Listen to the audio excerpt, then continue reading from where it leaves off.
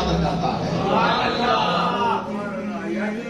قرآن میرے نبی کا معجزہ، صحابہ نبی کا معجزہ، ابو بکر کی صداقت نبی کا معجزہ، عمر کی عدالت نبی کا معجزہ، عثمان کی شرافت نبی کا معجزہ، علی کی شجاعت نبی کا معجزہ، بلال تبدیل پہ لیتا ہے نبی کا معجزہ ہے، پیغمبر کا ایک ایک صحابی نبی کا معجزہ ہے۔ چمکتی ہوئی تلواروں کے نیچے جب صحابہ نے نبی کو نہ چھوڑا تو چشمہ فلک نے کہا یہ نبی کا معجزہ ہے۔ جب آقا نے توحید کا اعلان کیا ایک شخص بھی نبی کے ساتھ نہیں تھا۔ جب پیغمبر کا جنازہ اٹھا 1,44,000 صحابہ میرے نبی کے قدموں میں تھے، یہ نبی کا معجزہ۔ صحابہ کا وجود نبی کا معجزہ، صحابہ کا علم نبی کا معجزہ، صحابہ کا تقویٰ نبی کا معجزہ، صحابہ کا علم نبی کا معجزہ، صحابہ کی ایک کی قطع میرے نبی کا معجزہ۔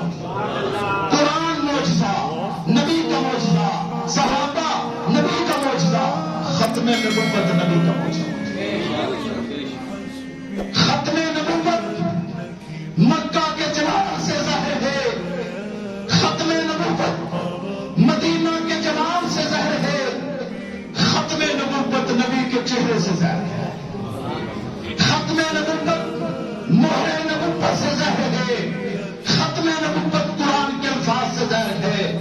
فرمایا تم پڑھتے نہیں، دیکھتے نہیں، کوئی پیغمبر ایک بستی کا نبی بن کے آیا، کوئی ایک شہر کا بن کے آیا، کوئی ایک قبیلے کا نبی بن کے آیا، کوئی مہینے کے لیے آیا، کوئی سال کے لیے آیا، لیکن میرا نبی تخت سرا سے لے کے عرش مولا تک، شمس و قمر سے لے کے شجر و حجر تک، مشرق سے لے کے مغرب تک، شمال سے لے کے جنوب تک، حتیٰ کہ کائنات کے ذرے ذرے کے لیے نبی بن گیا۔ آقا فرماتے نبوت کا محل ہے، ایک اینٹ کی جگہ خالی ہے، کائنات کے لوگوں وہ اینٹ میں ہوں، میرے آنے کے بعد نبوت کا محل مکمل ہے، لا نبی بعدی، آج کے بعد میرے بعد کوئی نبی نہیں آئے گا، آنا خاتم النبیین، آخری نبی۔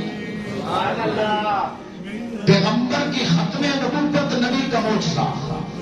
اب آئے معراج میرے نبی کا معجزہ، معراج نبی کا معجزہ، یعنی معجزہ کہتے ہیں انسانی عقل دانگ رہ جائے، انسانی عقل مہوش ہو جائے، دماغ کام کرنا چھوڑ دے، ایسا کام ہو جائے اسے معجزہ کہتا ہے۔ اگر وہ کام ولی کے ہاتھ پہ زہر ہو اسے کرامت کہتے ہیں، نبی کے ہاتھ پہ زہر ہو معجزہ کہتے ہیں۔ تو میرے برادر واقعہ معراج آپ سنتے رہتے ہیں، میں نئی چیزیں آپ کی جھولی میں آپ کے عقائد کی اصلاح چاہتا ہوں۔ اے غور فرمائیں، قرآن پاک کی ہے سبحان الذی اسری بعبدہ، یہ کیا ہے؟ معراج۔ فاوحی الی عبدہ ما اوحی، یہ کیا؟ یہ بھی معراج ہے۔ انا ارسلناک شاہدا، یہ کیا؟ یہ معراج ہے۔ قرآن کے اندر 3 مقامات ہیں جہاں پیغمبر کی معراج بیان ہوئی، وہ تینوں آیتیں میں نے آپ کے سامنے پیش کی، لیکن آپ نے غور کرنا ہے۔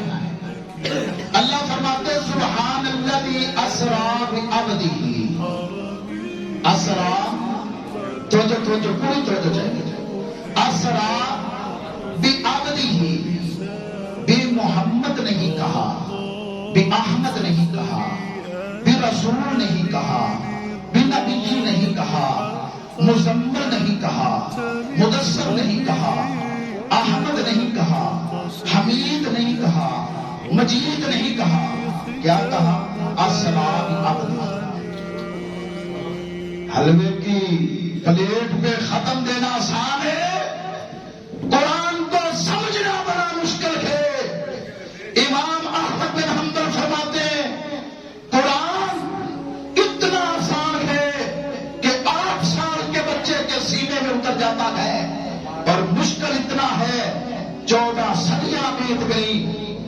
لوگ اس قرآن کے دریا سمندر میں ڈبکیاں لگا رہے، آج تک ماں نے بیٹا پیدا نہیں کیا جو سینے پہ ہاتھ مار کر کہے کہ جناب میں نے قرآن کے سارے موتیوں کو پا دیا ہے۔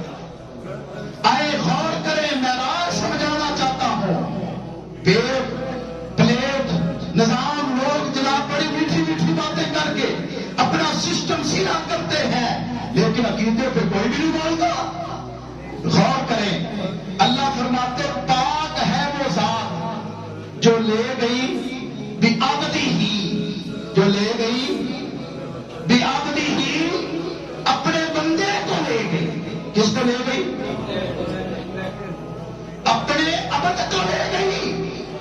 کہا ہے محمد رئیس الانبیاء ہے، نبیوں کا امام ہے، اس کے سر پہ نبوت کا تاج ہے، ساقیہ کوثر ہے۔ لیکن جب معراج پہ لے جانے لگا ہے تو اللہ نے فرمایا اسرا بعبدی، اسرا بعبدی ہی، عبد کو لے گیا۔ اللہ وہ ذات ہے جو کس کو لے گیا؟ عبد کو۔ یہ عبد ہے، میری عبودیت رکھتا ہے، میری عبادت کرتا ہے۔ بعبدی ہی، کوئی ملا آئے، کوئی مفسر آئے، کوئی امام آئے، کوئی مجتہد آئے، مجھے ترجمہ کر کے بتائے عبد کا معنی کیا ہے؟ عبد کا سادہ سا معنی ہے اللہ کا بندہ۔ عبد کا معنی بندہ، بندہ بندگی سے ہے۔ میرے نبی سے بڑھ کر کسی کے اندر بندگی نہیں پائی جاتی۔ ماں جی فرماتی عائشہ سلیمہ، میں سلام پیش کرتا ہوں اماں جی کو۔ اماں عائشہ سلیمہ اسلام کی یونیورسٹی کا نام ہے، اندرونی سارے مسائل امت تک ماں جی نے بتائے۔ ماں جی فرماتی میرے آقا جب خدا کی بندگی کرتے، آقا کے پاؤں سو جایا کرتے تھے، میں نے کہا آقا آپ تو بخشے ہوئے ہیں، آپ تو خدا کے محبوب ہیں، آپ اشارہ کریں چاند ٹکڑے ہو جاتا ہے، اتنی بندگی اتنی عبادت کیوں؟ میرے آقا فرماتے ہیں افلا اکون عبدا شکورا، عائشہ کیا میں خدا کا شکر گزار بندہ نہ بن جاؤں؟ یہاں میں بھی عبد، قرآن کے اندر یہاں بھی عبد۔ یاد رکھیے دو مقام معراج کے آپ کے سامنے پیش کر کے آپ کا عقیدہ درست کروں گا انشاءاللہ۔ دیکھیے رب فرماتا ہے میں اپنے نبی کو جب معراج کرایا تو کیا کہا؟ بعبدی ہی، نبی کو لے گیا۔ کہاں لے گیا؟ من المسجد الحرام الى المسجد الاقصى، مسجد حرام سے مسجد اقصی، مسجد اقصی سے پہلا آسمان، پھر دوسرا، تیسرا، چوتھا، پانچواں، چھٹا اور ساتواں آسمان، پھر سدرۃ المنتہا، پھر جہاں کلمیں چلتی، پھر رب کی بارگاہ، پھر جنت، پھر جہنم، لے گیا بعبدی ہی۔ کس کو؟ عبد کو لے گیا، عبد کو لے گیا۔ اور قرآن کہتا ہے فَأَوْحَىٰ إِلَىٰ عَبْدِهِ مَا أَوْحَىٰ، جب اپنے بندے کو میں لے گیا، جو کچھ دینا تھا دیا، جو کچھ لینا تھا لیا، جو باتیں کرنی تھی کی، جو سیر کرانی تھی کرائی۔